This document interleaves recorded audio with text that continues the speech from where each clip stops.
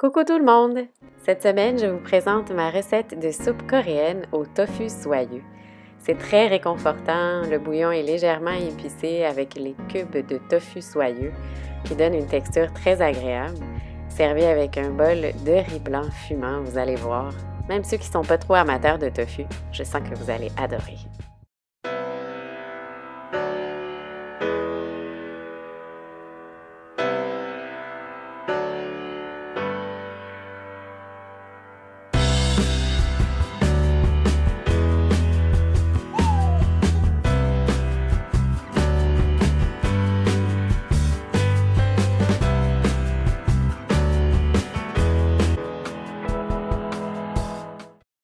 Alors, on commence tout d'abord avec des oignons verts que je sépare en deux pour ne conserver qu'au départ la partie blanche qui sera hachée finement.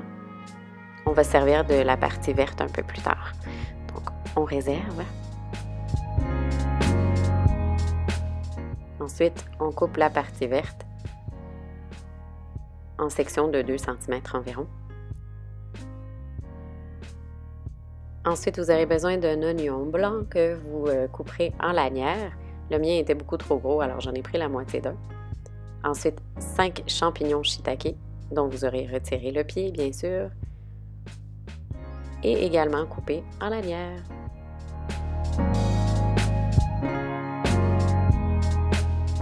Je prépare également mon paquet de champignons enoki dont j'enlève la base. Dans ma recette, j'utilise de la viande de porc. Je trouve que ça s'apprête très bien puisqu'elle va mijoter, ça va faire un peu comme un ragoût. J'utilise soit de la fesse ou de l'épaule. Vous pouvez aussi utiliser de la poitrine, mais moi je trouve que c'est un peu trop gras. Donc des petits morceaux comme ça, c'est parfait. Je trouve que le ratio viande versus gras est vraiment excellent.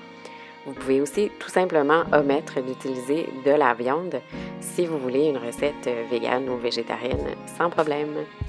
Maintenant, tous nos ingrédients sont prêts, on peut commencer la cuisson. Dans une cocotte bien chaude, on ajoute de l'huile de sésame ainsi que de l'huile végétale, à peu près la même quantité, une cuillère à thé, auquel j'ajoute une cuillère à thé de piment coréen en flocons, ainsi que les oignons verts, la partie blanche des oignons verts, que je fais sauter légèrement avant d'ajouter la viande de porc.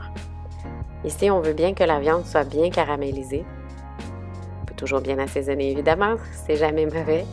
Une fois que la viande est bien caramélisée, qu'elle a bien rendu son gras, j'ajoute les oignons et les champignons shiitake. On les fait revenir légèrement dans le gras avant d'ajouter environ un quart de tasse de kimchi. Bien fermenté si vous pouvez, ça rajoute encore plus de goût. J'ajoute ensuite du bouillon. J'aime bien utiliser des bouillons asiatiques dans les soupes asiatiques, donc c'est celui que je préfère. J'ajoute 2 conserves, ainsi que 2 conserves d'eau.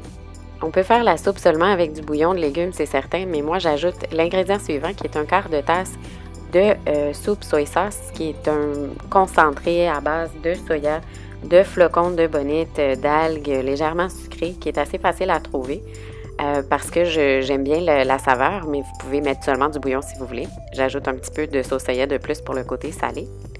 Et quelques, justement, morceaux d'algues qu'on appelle kombu, qu'on trouve assez facilement aussi. Couvrir et laisser mijoter environ une vingtaine de minutes jusqu'à ce que la viande soit tendre. Et une fois que tout a bien mijoté, on enlève les morceaux d'algues qui ont bien fait leur travail et on ajoute le tofu. Alors ici, ces tubes-là sont beaucoup plus faciles à trouver dans les marchés asiatiques. J'en ai pas trouvé dans les épiceries régulières. J'ai même trouvé un tofu soyeux aux œufs. C'est pas nécessaire, vous pouvez prendre le tofu soyeux normal. Et ça fonctionne très bien aussi avec le tofu soyeux en bloc. Bien vous assurez par contre de bien l'égoutter avant de l'ajouter dans la soupe.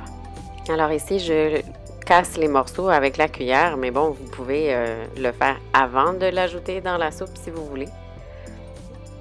J'essaie d'avoir des morceaux uniformes là, pour que ça soit une belle bouchée. J'ajoute aussi des piments qui sont optionnels. Moi, j'aime bien le petit goût piquant et le goût aussi du piment vert. J'ai pris un piment pas trop piquant. J'ajoute les enoki. Et pour finir, les oignons verts. Donc, il faut savoir que le tofu a mijoté environ une dizaine de minutes là, avant que j'ajoute les derniers ingrédients. Et je porte à ébullition une dernière fois. Et voilà, c'est prêt. C'est pas plus compliqué que ça.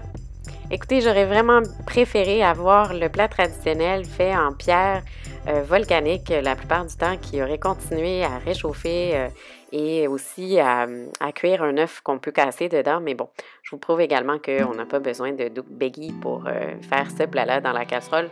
Ça fonctionne aussi bien, même si c'est pas aussi traditionnel. J'ai quand même voulu respecter la façon traditionnelle, par contre, de le manger. Donc, je le sers avec du riz à grains courts, là, un peu comme le riz à sushi. Et également avec l'omelette, dont vous allez avoir la vidéo en description que j'ai fait il n'y a pas très longtemps. Ainsi que des radis marinés. Vous avez aussi des radis fermentés, du kimchi, un peu de graines de sésame. Enfin, tout y est pour un super repas délicieux. Alors, c'est maintenant l'heure de la dégustation. La fameuse soupe sundubu jjigae est prête. J'aime bien ça parce que ça réchauffe bien la gorge quand il commence à faire froid.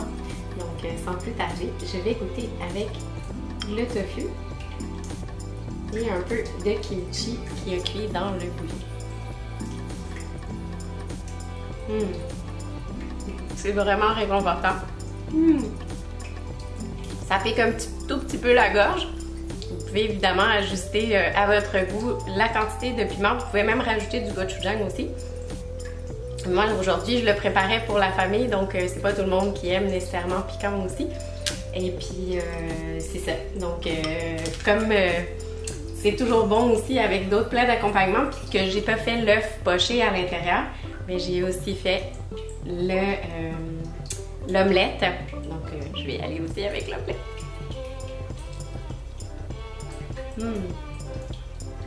Les petits légumes sont restés croquants. C'est vraiment bon.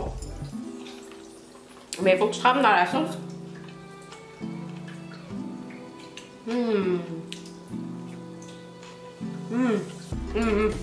C'est meilleur avec la sauce. Sans oublier mon riz.